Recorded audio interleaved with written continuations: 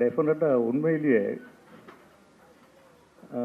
என் வாழ்க்கை எனக்கு சில விஷயங்களை குத்தி காட்டுது. நான் சென்னைக்கு வந்து கிட்டத்தட்ட 45, 46, 50 வருஷம் ஆக போகுது. வரும்போது ₹1 நாணயத்தோட சென்னைக்கு வந்தேன். வந்து கஷ்டப்பட்டு அப்போவே ஒரு குழந்தை செல்வராகவன் அப்போவே பிறந்துட்டாரு. அதுக்கப்புறம் இங்கே வந்து வேலைக்காக கஷ்டப்பட்டு இந்த அப்புறம் 2 குழந்தை, அப்புறம் 3, அப்புறம் 4. இவங்களை வளர்க்குறதுக்காகவே கஷ்டம்.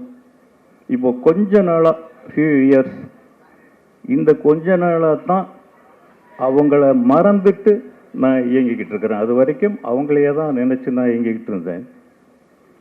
ஆனால் ஒரு மகன் பெரிய டைரக்டராக இருக்காரு, ஒரு மகன் பெரிய ஹீரோவாக இருக்காரு, 2 மகள்கள் மருத்துவர்களாக இருக்காங்க. இதெல்லாம் என்னுடைய சாதனைகள் தான். ஆனால் இன்னைக்கு அவங்க குழந்தைகளோட ஸ்பெண்ட் பண்ற நேரம் இருக்கு இல்லைங்களா, அதை பார்த்து பல குற்ற உணர்வுகள் என்னை உணர்த்திக்கிட்டே இருக்கு. இந்த குழந்தைங்க சொன்ன மாதிரி இவ்வளவு வசதிகளும் வாய்ப்புகளும் உயர்வுகளும் அவங்களுக்கு தேடி கொடுத்தும் அவங்க தேடுறப்போ அந்த தகப்பனுடைய பாசத்தை நான் கொடுக்கவே இல்லை.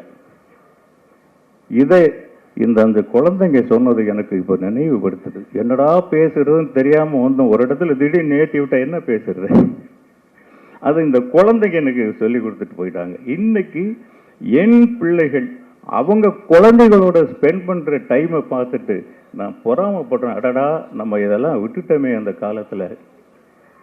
இப்படி ஒரு கருத்தான படம் சொல்றதுக்கு ராமால மட்டும்தான் முடியும்.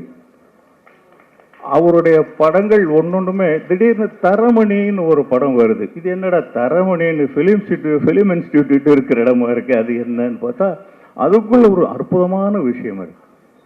கற்றது தமிழ், வடநாட்டு புறம் கொண்டு வந்து காட்டியிருக்காரு. சில விஷயங்கள் அவரால் மட்டும்தான் முடியும்.